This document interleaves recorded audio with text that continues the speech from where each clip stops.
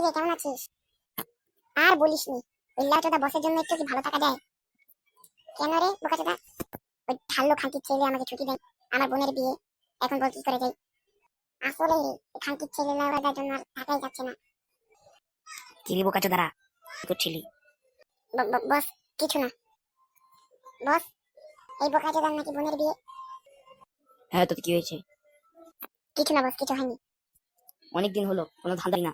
যা একটা মুরগি খুঁজে নিয়ে আস। ঠিক আছে বস, এখনই যাচ্ছি।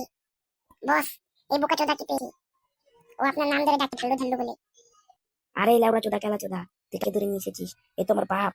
কিরে ঢাল্লু, অনেক বড় মাস্তান হয়েছিস। আয়, বাইরে আয়, দেখ তোকে কি করি। লোরা চোদা, অনেক বড় ডাকাত হয়ে গেছিস না খানকির ছেলে। বাবা, আমি কিছু করিনি, ওরাই তো তোমাকে তুলে নিয়ে আসলো। বস, আপনি মিথ্যে কথা বলছেন কেন? আপনি বললেন ধরে নিয়ে আয়। বস, ও কিন্তু ঠিকই, আপনি তো বললেন একটা মুরগি ধরে নিয়ে আসি।